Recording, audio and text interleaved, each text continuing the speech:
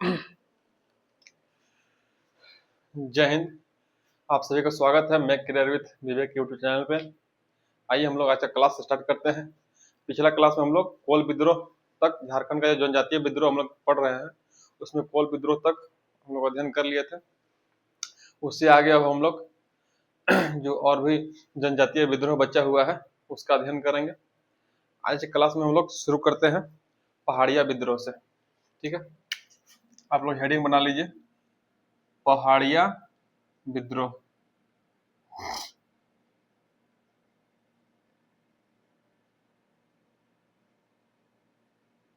यह जो विद्रोह था, पहाड़िया विद्रोह, किस किस तरफ हुआ था? तो झारखंड का जो संथाल परगना का क्षेत्र है, झारखंड का संथाल परगना का जो क्षेत्र है आपको उसी क्षेत्र में यह 1772 ईस्वी से लेकर 1782 ईस्वी तक यह विद्रोह चला था। 3 चरण में, कितना चरणों में चला यह 3 चरणों में, अलग अलग 3 फेज में यह विद्रोह हुआ था। ठीक है, 3 चरणों में आपको पहाड़िया विद्रोह देखने को मिलेगा। 1782 से लेकर 1772 ईस्वी से लेकर 1782 ईस्वी तक आपका पहाड़िया विद्रोह किस क्षेत्र में देखने को मिलेगा? यह संथाल परगना के क्षेत्र में, खास करके जो राजमहल का क्षेत्र है, राजमहल पहाड़ी आसपास के क्षेत्र में, उस क्षेत्र में यह विद्रोह हुआ था। ठीक है, पहाड़िया विद्रोह नाम से ही लगता है कि यह किस जनजाति के द्वारा किया गया, तो पहाड़िया जनजाति के द्वारा यह विद्रोह किया गया था। आइए देखते हैं, अलग अलग तीनों चरणों का अध्ययन करेंगे हम लोग कि यह विद्रोह क्यों हुआ था, कारण क्या था। तो पहला चरण का जो शुरुआत होता है यह 1772 ईस्वी में होता है। 1772 ईस्वी में पहला चरण का शुरुआत होता है। इस समय में क्या हुआ था कि जो राजमहल का क्षेत्र है, राजमहल क्षेत्र में जो मनसबदार लोग थे, राजमहल क्षेत्र के जो मनसबदार थे, मुगल लोग जो मनसबदार रखते थे, वही मनसबदार लोग क्या किया कि पहाड़िया जनजाति, जो पहाड़िया समुदाय के जो नेता लोग था, उसका ये लोग हत्या कर दिया। तो राजमहल क्षेत्र के जो मनसबदार लोग क्या किए, पहाड़िया जनजाति के प्रमुख राजमहल क्षेत्र के मनसबदारों ने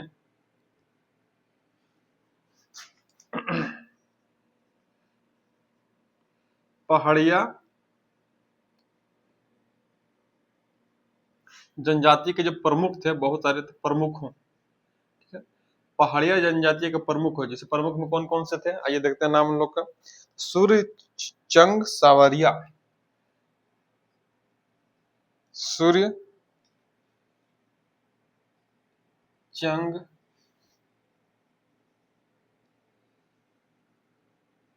सावरिया, पाचंग डोम्बा पहाड़िया, पाचंग डोम्बा पहाड़िया,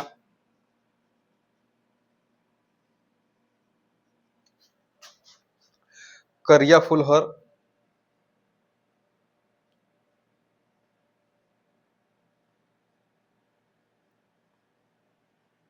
ठीक है, और सुमेर सिंह। इन लोग कौन थे? इन लोग जो थे आपका पहाड़िया जनजाति के प्रमुख थे। तो राजमहल के क्षेत्र में जो मनसबदार लोग था, क्या कि ये पहाड़िया जनता की जनजाति के जो प्रमुख लोग था, जैसे कि सूर्यचंग सवरिया, पाचंग डोम्बा पहाड़िया, करिया फुलहर, सुमेर सिंह, इन लोगों को क्या किया, हत्या कर दिया। प्रमुखों को हत्या कर दिया, जिससे क्या हुआ कि पहाड़िया जनजाति लोग जो है विद्रोह कर दिया। स्थानीय लोग क्या किए, इसके फलस्वरूप स्थानीय लोग विद्रोह कर दिए। यही जो पहला चरण था आपका, क्यों हुआ था, आपसे एग्जाम में पूछेगा। बहुत सिंपल सा क्वेश्चन आ सकता है कि पहाड़िया जनजाति का प्रथम चरण का जो विद्रोह था 1772 ईस्वी में हुआ था, वह किन कारणों से हुआ था? तो कारण क्या था, जो राजमहल क्षेत्र के मनसबदार लोग था, उन लोगों ने पहाड़िया जनजाति के जो प्रमुख थे उन लोगों का हत्या कर दिया था, जिसके फलस्वरूप पहाड़िया विद्रोह का जो प्रथम चरण है देखने को मिलता है। आइए पहाड़िया जनजाति का जो दूसरा चरण हुआ उसको देख लेते हैं। ये हुआ था आपको 1778 ईस्वी में। पहाड़िया जनजाति का दूसरा विद्रोह कब देखने को मिलता है? दूसरा चरण का 1778 ईस्वी में देखने को मिलता है। इसका रीजन क्या था कि अंग्रेज लोग जो थे, इसका जो रीजन था वह था कि अंग्रेज जनजातियों का जमीन हड़प रहे थे। अंग्रेज क्या कर रहे थे? जनजातियों का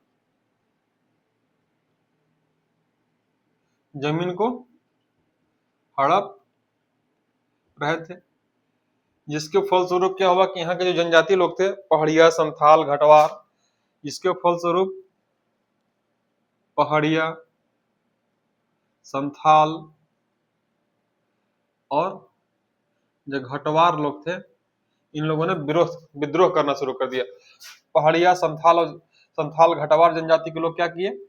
विद्रोह करने लगे अंग्रेजों के खिलाफ। क्यों करने लगे? क्योंकि अंग्रेज लोग उनका जमीन को हड़प रहे थे। अब अंग्रेज लोग क्या किया हमेशा की तरफ कि विद्रोह को कम करने के लिए, विद्रोह को कमजोर करने के लिए, जो पहाड़िया जनजाति के प्रमुख थे विद्रोह को कमजोर करने के लिए क्या किया कि पहाड़िया सरदार लोग को नगद भत्ता,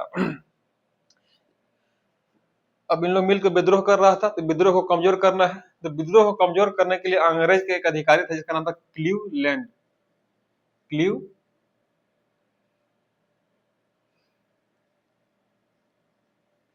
था। यह क्या किया कि पहाड़िया सरदार लोग को, क्लीवलैंड जो है,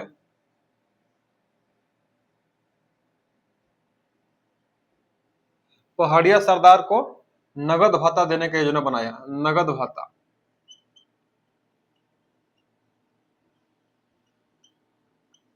पहाड़िया सरदार लोग क्या किया? नगद भत्ता देना शुरू कर दिया। ठीक है, सभी जितने भी जनजाति थे उस क्षेत्र में आपस में मिलकर लड़ रहे थे। तो अंग्रेज लोग क्या किया कि इस विद्रोह को कमजोर करने के लिए सिर्फ और सिर्फ पहाड़िया जनजाति के जो सरदार लोग था उसको नगद भत्ता देना शुरू कर दिया। यह क्या था? फूट डालो राज करो का नीति था। आपस में जो इन लोग एकजुट होकर विद्रोह कर रहे थे, अब इन लोगों में फूट डालने लगा। इसी को विरोध में क्या किया कि जगन्नाथ देव जो थे, ये नगद भत्ता देने लगा था, इसके विरोध में जगन्नाथ देव के नेतृत्व में आंदोलन किया गया।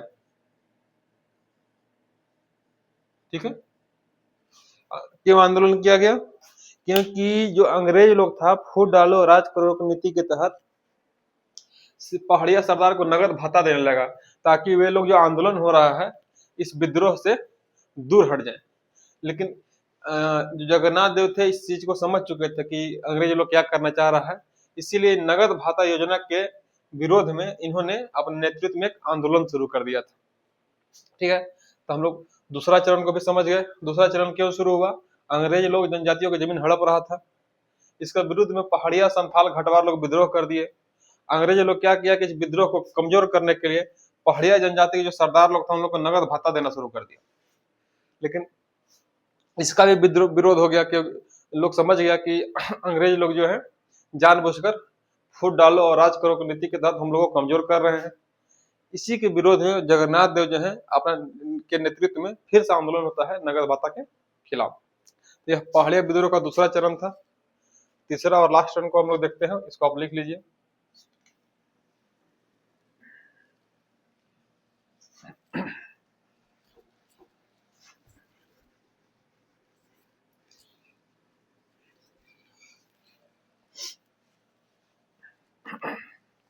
आइए अब देखते हैं पहाड़िया विद्रोह का तीसरा चरण। पहाड़िया विद्रोह का जो तीसरा चरण है 1781-82 ईस्वी में शुरू होता है। कब शुरू होता है पहाड़िया विद्रोह का तीसरा चरण? 1781-82 ईस्वी में शुरू होता है। इसका कारण क्या था? इस विद्रोह का कारण क्या था?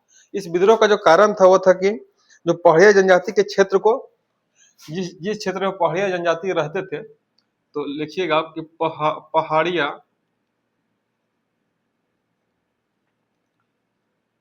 जनजाति के जो क्षेत्र था, जिस क्षेत्र में लोग निवास करते थे, पहाड़िया जनजाति के क्षेत्र को अंग्रेज जो है, अंग्रेजी सरकार, अंग्रेजों ने दामिनी को घोषित कर दिया था। क्या घोषित कर दिया था? दामिन ए को। दामिन ए कोह का मतलब क्या होता है? सरकारी संपत्ति, सरकारी संपत्ति। ठीक है।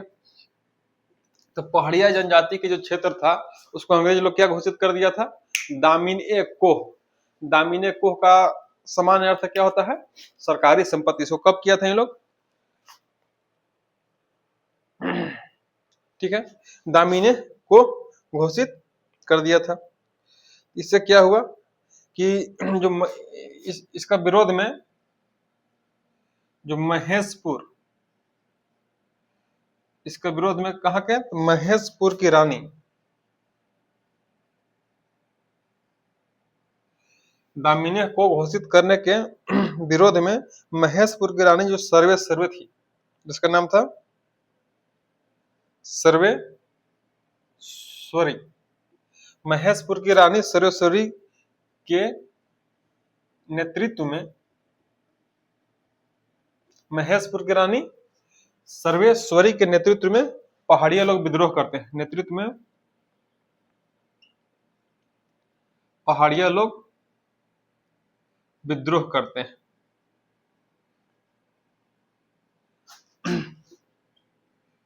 ठीक है। कब शुरू होता है? 1781-82 ईस्वी में। क्यों शुरू होता है? अंग्रेज लोग जो है पहाड़िया जनजाति के क्षेत्रों को दामिनी को यानी कि सरकारी संपत्ति घोषित करते हैं, जिसका विरोध में महेशपुर, उसी क्षेत्र में महेशपुर की जो रानी थी सर्वेश्वरी, उसी का नेतृत्व में पहाड़िया लोग विद्रोह कर देते हैं दामिनी को के विरोध में। इससे क्या होता है कि जो क्लीवलैंड थे, अंग्रेज अधिकारी कौन था उसमें? क्लीवलैंड। क्लीवलैंड क्या करता है कि सर्वेश्वरी को गिरफ्तार कर देता है। जो रानी थी सर्वेश्वरी को गिरफ्तार कर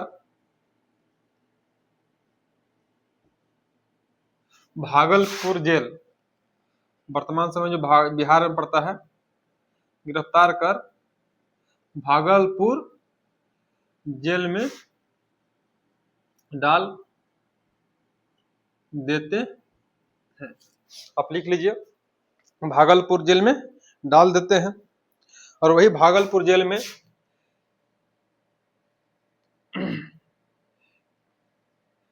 6 मई 1807 ईस्वी को, कब?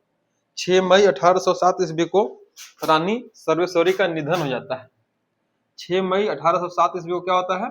रानी सर्वेश्वरी का निधन हो जाता है। आइए फिर से देख लेते हैं, तीसरा चरण को समझते हैं। ये कब शुरू होता है? 1781-82 ईस्वी में शुरू हो रहा है। क्यों शुरू हो रहा है? पहाड़िया जनजाति का जो क्षेत्र है उसको अंग्रेज लोग क्या कहता है? दामिनी को घोषित कर देता है, यानी कि सरकारी संपत्ति घोषित कर देता है। तो इसी के विरोध में जो महेशपुर की रानी थी सर्वेश्वरी, उनका नेतृत्व में पहाड़िया लोग विद्रोह कर देते हैं। इससे क्या होता है कि जो अंग्रेज अधिकारी क्लीवलैंड है, महेशपुर की रानी सर्वेश्वरी को गिरफ्तार करके भागलपुर जेल भेज देता है, जिससे कि विद्रोह समाप्त हो जाता है। तथा 1807 ईस्वी में उनका जो निधन है रानी सर्वेश्वरी का भागलपुर जेल में ही हो जाता है। इस प्रकार से जो पहाड़िया विद्रोह हुआ खत्म हो जाता है। आप इसको लिख लीजिए, एग्जाम के लिए काफी इतना है। अब हम लोग अगला विद्रोह को देखते हैं।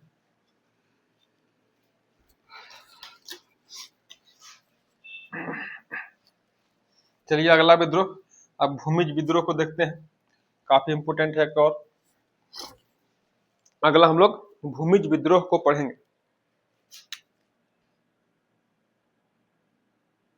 हेडिंग बना दीजिए, भूमिज विद्रोह, यह 1832 ईस्वी में। ठीक है, कब हुआ था?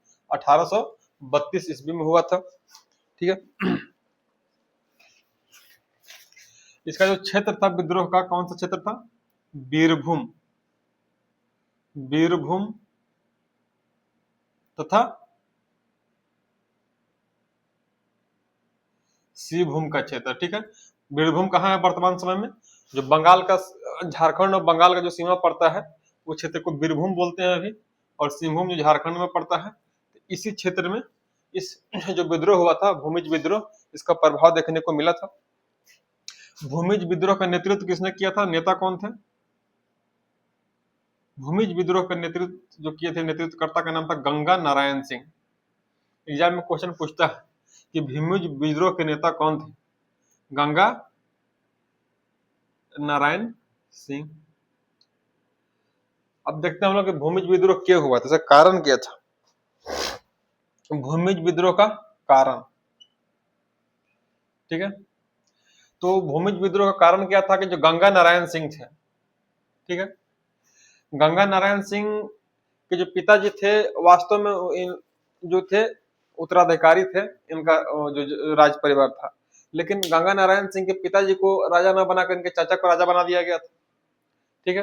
तो वहीं से कॉन्फ्लिक्ट शुरू होता है। बाद में क्या होता है कि गंगा नारायण सिंह जो है अपना, इनका जो दो चचेरा भाई था उसमें से एक को सपोर्ट कर देते हैं राजा बनने के लिए। उसी के विरोध में जो माधव सिंह है, इनका एक और चचेरा भाई, उनके साथ इनका कॉन्फ्लिक्ट हो जाता है। इसमें क्या होता है कि मेनली रीजन क्या है, यहाँ से हम लोग समझते हैं, जो एग्जाम के लिए इंपोर्टेंट है, ठीक है। पहले तो नेता कौन है, गंगा नारायण सिंह। कारण क्या है, आप एक और नाम को लिखिए, माधव सिंह। जिस समय गंगा नारायण सिंह विद्रोह कर रहे हैं, उसमें माधव सिंह क्या है, बीरभूम का दीवान है। ये क्या है, दीवान है। और माधव सिंह का जो भाई है वो क्या है, राजा है। तो माधव सिंह जैसे ही दीवान बनते हैं, यह क्या करते हैं कि गंगा नारायण सिंह को गुजारा भत्ता के लिए, गुजारा भत्ता खोरपोश,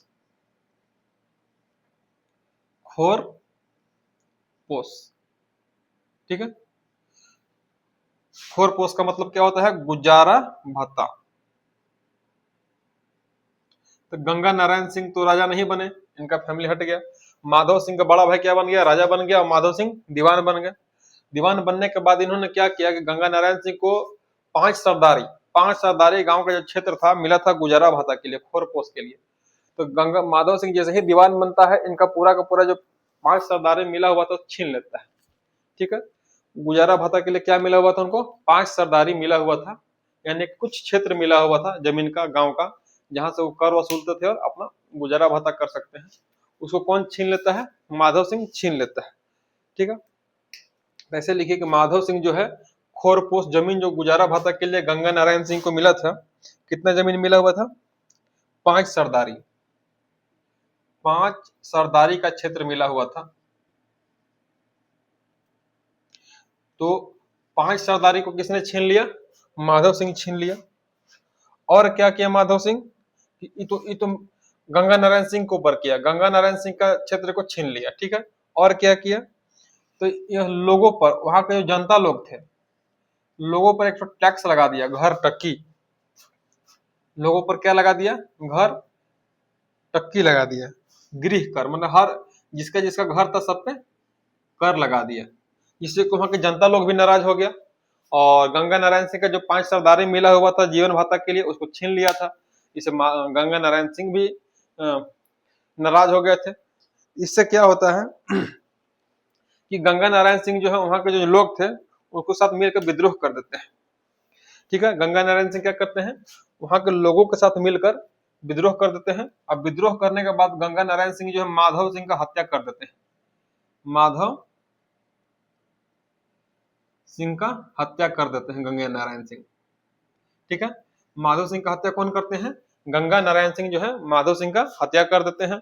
क्यों करते हैं, क्योंकि उनका जो गुजारा भत्ता के लिए 5 सरदारी मिला हुआ था उसको छीन लेता है। उसके साथ ही साथ लोगों पर खूब अत्याचार कर रहा है, लोगों के घर पर घर टैक्स लगा दिया है, गृह कर। इन सभी कारणों से लोग नाराज होते हैं, विद्रोह भड़क जाता है। ऐसे विद्रोह भड़कने के बाद जो गंगा नारायण सिंह है वह माधव सिंह का हत्या कर देते हैं, ठीक है। ये जो इसी विद्रोह को कहा जाता है भूमिज विद्रोह। इस विद्रोह में जो है आपको गंगा नारायण सिंह को, जो कोल विद्रोह हम लोग पिछला क्लास में पढ़े हुए थे, कोल विद्रोह के जो प्रमुख नेता थे बिंदराय मानकी, कोल विद्रोह के प्रमुख नेता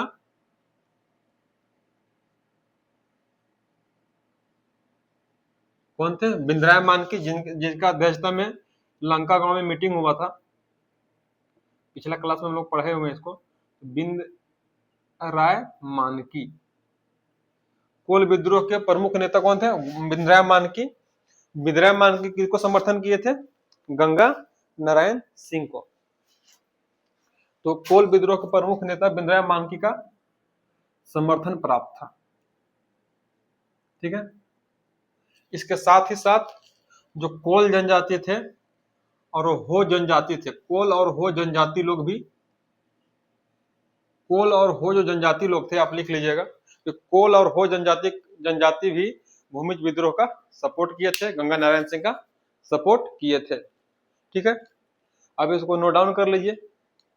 ये जो विद्रोह होता है 1832 ईस्वी में होता है। क्षेत्र कौन सा है? बीरभूम, जो अभी बंगाल के क्षेत्र में और सिंहभूम के क्षेत्र में। नेतृत्व कौन किया है? गंगा नारायण सिंह के नेतृत्व में हुआ था।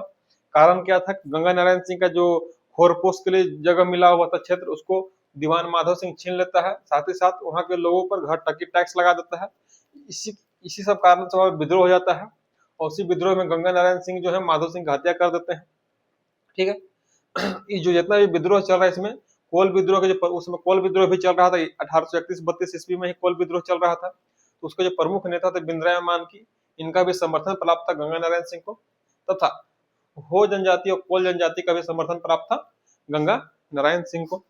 आप इसको लिख लीजिए। अब आगे देखते हैं क्या होता है इसमें।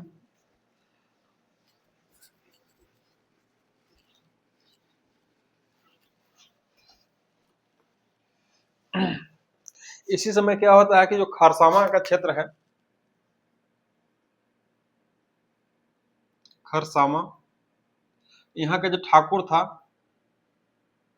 उसका नाम था चेतन सिंह। खरसावां का ठाकुर क्या नाम था? चेतन सिंह। यह उस क्षेत्र में रह रहे हो जनजाति और कोल लोग के ऊपर अत्याचार कर रहा था। तो चूंकि जो गंगा नारायण सिंह जो विद्रोह किए थे उसमें हो जनजाति और कोल लोग जो है साथ दिया था गंगा नारायण सिंह का। तो वहां पे जो माधवलाल का हत्या करने के बाद जो गंगा नारायण है वो क्या किए कि अब हो और कोल लोग को साथ देने के लिए कहाँ पे चले आए युद्ध करने के लिए? अब खरसावां आ गए। किसी युद्ध करने के लिए? चेतन सिंह के साथ। ठीक है। तो जो खरसावां के ठाकुर हैं चेतन सिंह, से क्या है? कोल लोगों के साथ दुश्मनी है। कोलों के साथ इनका क्या है? दुश्मनी है। अब चूंकि कोल लोग जो है साथ दिए हुए हैं गंगा नारायण को भूमिज विद्रोह के समय वहां पे, अब गंगा नारायण जो है इन लोग के साथ, कोल के साथ मिलकर किस झगड़ा कर युद्ध करेगा? ठाकुर चेतन सिंह के साथ करेगा। अब क्या होगा कि गंगा नारायण प्लस जो कोल लोग हैं किसे युद्ध करेंगे? चेतन सिंह से। कहाँ पे? खरसावां में। ठीक है। जिसे चेतन सिंह के साथ गंगा नारायण प्लस कोल खरसावां में युद्ध करता है, इसमें क्या होता है कि जो चेतन सिंह का सेना है, ठाकुर चेतन सिंह का जो सेना है वो गंगा नारायण का हत्या कर देता है। ठाकुर चेतन सिंह का सेना क्या करता है? गंगा नारायण का हत्या कर देता है। ठीक है। हत्या जब हो जाता है तो चेतन सिंह क्या करता है कि गंगा नारायण का सर काटकर, अब चेतन सिंह क्या करेगा? जब चेतन सिंह के सेना जो है सैनिक लोग गंगा नारायण का हत्या कर देते हैं, उसके बाद चेतन सिंह गंगा नारायण का सिर को काटकर, ठीक है, सिर काटकर किसके पास ले जाता है? उस समय विल्किंसन वहां पे अधिकारी था। सिर काटकर विल्किंसन को भेज देता है। ठीक है। चेतन सिंह क्या करता है? गंगा नारायण सिंह का सिर को काटकर किसको भेज देता है? विल्किंसन को भेज देता है। इसके बदले में जो है जो अंग्रेज लोग जो है चेतन सिंह को 5,000 रुपया इनाम देता है। कितना इनाम देता है चेतन सिंह को? 5,000 रुपया का इनाम चेतन सिंह को मिलता है। इस विद्रोह का दमन कौन किया? आपको विल्किंसन याद रखना होगा, उस क्षेत्र का अधिकारी यही था। ठीक है, यह पूरा का पूरा भूमिज विद्रोह इस प्रकार से हुआ था। ठीक है, फिर से एक बार रिकैप कर लेते हैं। खरसावां का ठाकुर कौन था? चेतन सिंह, जिसका कोल के साथ पुराना दुश्मनी चल रहा था। क्योंकि कोल लोग साथ दिए थे गंगा नारायण को, इसीलिए गंगा नारायण जो है कोल को साथ देने के लिए कहाँ पहुंच जाता है? खरसावां, चेतन सिंह से युद्ध करने के लिए। लेकिन जो चेतन सिंह का सैनिक है वो गंगा नारायण की हत्या कर देता है। उसके बाद चेतन सिंह जो है गंगा नारायण का सर को काटकर किसको भेज देता है? विल्किंसन, कैप्टन विल्किंसन को भेज देता है, जिसके बदले में चेतन सिंह को 5,000 रुपए का इनाम अंग्रेज सरकार देता है। यही था भूमिज विद्रोह, आप इसको नोट डाउन कर लीजिए। अब हम लोग अगला विद्रोह पढ़ते हैं।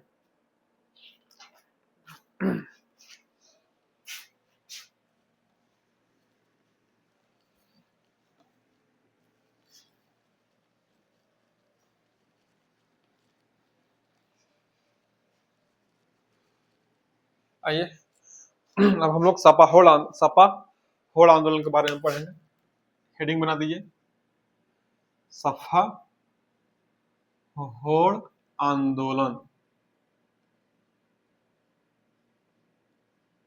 ठीक है, यह कब हुआ था? 1870 ईस्वी में। सपा होड़ आंदोलन कब हुआ था? 1870 ईस्वी में हुआ था।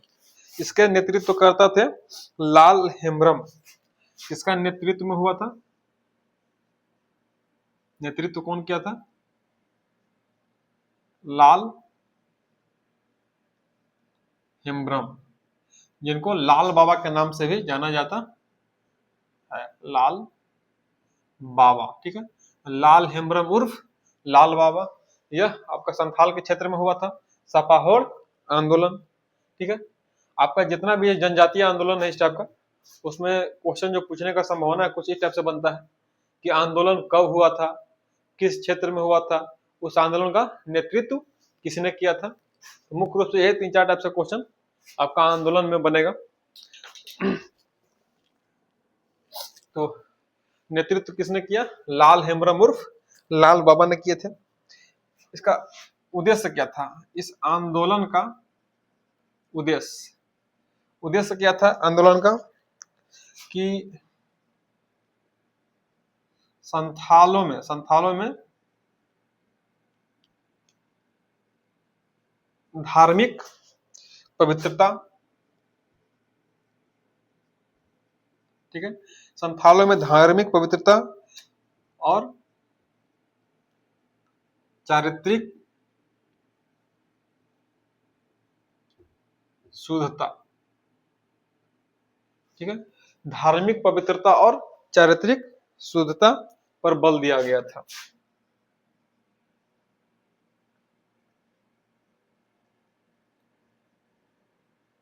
यानी कि ये जो आंदोलन था, सपा होड़ आंदोलन, किस टाइप का आंदोलन था?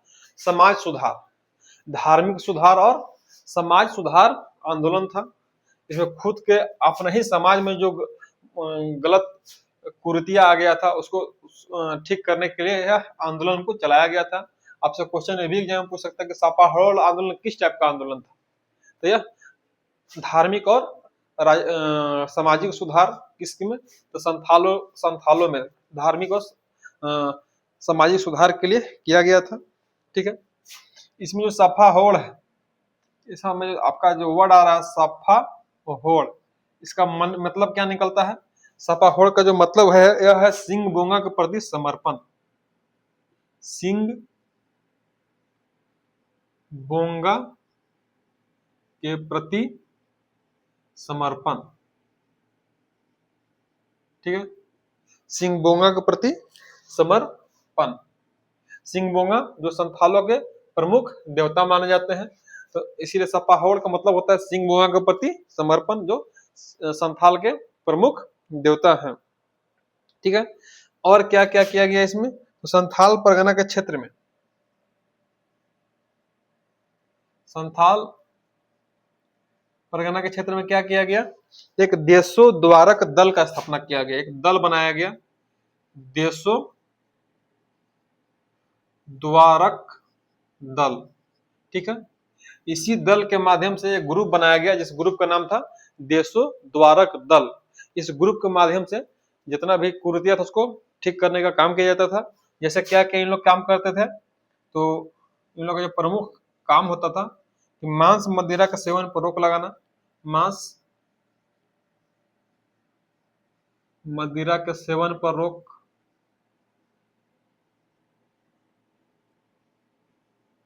ठीक है। और क्या है, आंगन में तुलसी लगाना है,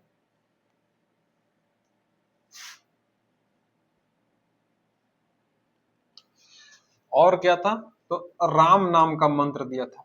लाल बाबा क्या मंत्र दिए थे, राम नाम का मंत्र, ठीक। एक बार इसको रिकैप कर लेते हैं। सापाहोड़ आंदोलन कब शुरू हुआ था, 1870 ईस्वी में। किसके द्वारा शुरू किया गया था, लाल हेम्ब्रम, जिनको लाल बाबा के नाम से भी जाना जाता है। इनका उद्देश्य क्या था कि संथाल जनजाति में धार्मिक पवित्रता तथा चारित्रिक शुद्धता पर बल दिया गया था। यानी कि यह जो आपका जो आंदोलन था, यह धार्मिक और सामाजिक सुधार को लेकर था। इसमें क्या था कि सपाहोड़ मतलब सिंह भोंगा के प्रति समर्पण के बात किया गया था, ठीक है। इसको कैसे सुधार किया गया, तो इसके लिए ग्रुप बनाया गया, दल, जिसका नाम रखा गया देशोद्धारक दल। आपसे क्वेश्चन पूछ सकता है कि सपाहोड़ आंदोलन या फिर देशोद्धारक दल किस आंदोलन से संबंधित है, तो यह सपाहोड़ आंदोलन से संबंधित है। यह जो दल था यह घूम घूमकर संथाल जनजाति में मैसेज देता था कि मांस मदिरा का सेवन नहीं करना है, आप आंगन में तुलसी का पौधा लगाइए, और क्या था, साथ में राम नाम का भी मंत्र दिया गया था, ठीक है। आप इसको नोट डाउन कर लीजिए। इसके बाद नेक्स्ट आंदोलन हम लोग देखते हैं।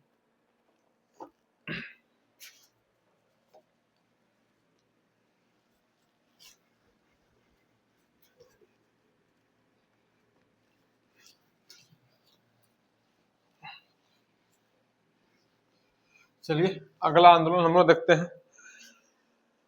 खरवार आंदोलन। अब पढ़ेंगे हम लोग, हेडिंग बना दीजिए, खरवार आंदोलन। यह कब शुरू हुआ था, 1874 ईस्वी में हुआ था, ठीक है, 1874 में हुआ था। खरवार कौन है, खरवार जो है यह संथाल का ही एक उपजाति है। खरवार संथाल जो जनजाति है उसका संथाल की उपजनजाति, उपजाति लिख दीजिए, संथाल का उपजाति है खरवार। इसका नेतृत्व किसने किया, भागीरथ माझी। खरवार आंदोलन का नेतृत्व किसके द्वारा किया गया था, भागीरथ माझी के द्वारा खरवार आंदोलन का नेतृत्व किया गया था। इसका भी जो मुख्य उद्देश्य था यह भी धार्मिक और सामाजिक सुधार को लेकर ही था। इसका जो मुख्य उद्देश्य था वो था प्राचीन, जो प्राचीन मूल्य था को पुनर्स्थापना करना, प्राचीन मूल्यों का पुनः स्थापना करना, ठीक है, प्राचीन मूल्यों का पुनः स्थापना करना इसका उद्देश्य था। यह आंदोलन का शुरुआत जो है तेलडीहा से हुआ था। तेलडीहा गांव, कहां से शुरुआत हुआ इसका, तेलडीहा गांव। तेलडीहा गांव जो गोड्डा जिला में पड़ता है, गोड्डा जिला के तेलडीहा गांव से इस आंदोलन का शुरुआत हुआ था, ठीक है। गोड्डा जिला के तेलडीहा गांव से खरवार आंदोलन का शुरुआत हुआ था। ये जो आंदोलन जब शुरुआत हुआ था इसमें क्या बताया गया, एक के शुरुआत के भाव विस्तार, एक के स्वर वाद के भाव विस्तार, यानी कि इस आंदोलन के माध्यम से एक ही ईश्वर को मानने पर बल दिया जाता था। आंदोलन का उद्देश्य क्या था कि लोगों तक संदेश पहुंचाना कि ईश्वर एक ही है, ठीक है, एक ही ईश्वर को मानो। इस उद्देश्य से इस आंदोलन को शुरू किया गया था। लेकिन बाद में क्या हुआ, शुरुआत में तो एक केशवरवाद मतलब कि यह धार्मिक आंदोलन था, लेकिन बाद में यह जो आंदोलन है यह राजनीतिक आंदोलन बन गया था। बाद में क्या हो गया था, बाद में जो आंदोलन है यह राजनीतिक हो गया था। कैसे हो गया था? तो यह राजस्व बंदोबस्ती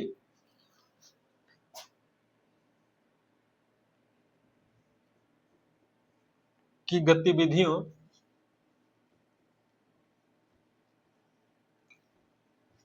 के विरुद्ध मुहिम का रूप ले लिया। राजस्व बंदोबस्ती की गतिविधियों के विरुद्ध मुहिम का रूप ले लिया। ठीक है। शुरू में जो आंदोलन शुरू हुआ था, खरवार आंदोलन किसके लिए हुआ था? ये धार्मिक सुधार आंदोलन था। लेकिन यह धार्मिक सुधार आंदोलन के साथ साथ यह राजनीतिक आंदोलन में बाद में बदल गया। बाद में जो वहां पे राजस्व के लिए बंदोबस्ती हो रहा था, टैक्स उसके में, उसके विरुद्ध ये जो आंदोलन है कन्वर्ट हो गया था। अगर आपसे क्वेश्चन पूछता है एग्जाम में कि खरवार आंदोलन किस टाइप का आंदोलन था, ऑप्शन देगा धार्मिक आंदोलन, राजनीतिक आंदोलन, ए और बी दोनों, तो आपको टिक क्या करना होगा? ए और बी दोनों। शुरुआत में धार्मिक था लेकिन बाद में यह राजनीतिक रूप ले लिया था।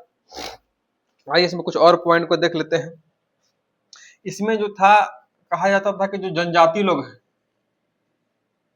ठीक है, जो जनजाति लोग हैं सिर्फ एक ईश्वर का पूजा करेंगे। किसका करेंगे? सिंह बोंगा का। ठीक है, जो कि जनजातियों का सबसे प्रमुख देवता माने जाते हैं सिंह बोंगा। ठीक है, सूर्य। तो किसका पूजा करेंगे? सिंह बोंगा को, मतलब सूर्य को ही इन लोग मानते हैं, जिसको सिंह बोंगा कहते हैं। तो इस आंदोलन में क्या कहा गया कि जनजाति लोग जो है उस किसका पूजा करेंगे? तो सिंह बोंगा का करेंगे। और जो गैर जनजाति हैं, जो गैर जनजाति लोग हैं, ये किसका पूजा करेंगे? तो गैर जनजाति लोग दुर्गा, किसका पूजा करेंगे? दुर्गा का पूजा करेंगे। ठीक है। और क्या था? तो हर धार्मिक आंदोलन जो होता है इसमें भी था कि मांस मदिरा का सेवन नहीं करने पर जोर दिया गया, रोक लगा दिया गया था। ठीक है। और क्या कहा गया? जो सिद्धू कान्हू का जो जन्मस्थली है भोगनाडीह, सिद्धू कान्हू का जन्मस्थली कौन सा है? भोगनाडीह, उसको तीर्थ स्थल के रूप में इन लोगों ने घोषित किया था। ठीक है, सिद्धू कान्हू का जन्मस्थली भोगनाडीह को क्या बना दिया था? तीर्थ स्थल के रूप में मान्यता दिए थे। आप इसको लिख लीजिए। एक बार फिर से रिकैप कर देते हैं। खरवार आंदोलन शुरू कब हुआ? 1874 ईस्वी में। ठीक है। खरवार कौन है? तो संथाल लोग को उप जनजाति। इनका नेतृत्व किसने किया? भागीरथ माझी नेतृत्व करता थे। उद्देश्य क्या था? प्रारंभ में जो उद्देश्य था यह धार्मिक सुधार आंदोलन के रूप में था। इसमें जो प्राचीन मूल्य है उसका पुनर्स्थापना करने के बाद कहा गया था। इस आंदोलन का शुरुआत तेलिहा गांव से हुआ था, जो गोड्डा जिला में पड़ता है। प्रारंभ इसमें इस आंदोलन का उद्देश्य क्या था कि एक ईश्वरवाद के भाव का विस्तार देना।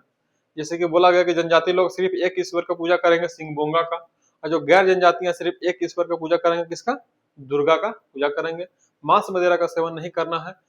तथा इन्हीं के द्वारा जो सिद्धू कान्हू थे, जो संथाल आंदोलन के बारे में हम लोग पढ़ेंगे अगला क्लास में, तो उसका जो जन्मस्थली था उसको इन लोगों ने तीर्थ स्थल के रूप में मान्यता दिया था।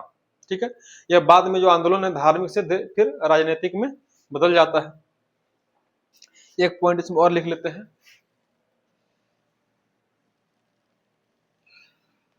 आपका जो हजारीबाग के क्षेत्र में जो आपका खरवार आंदोलन था, खरवार आंदोलन को हजारीबाग के क्षेत्र में जगेश्वर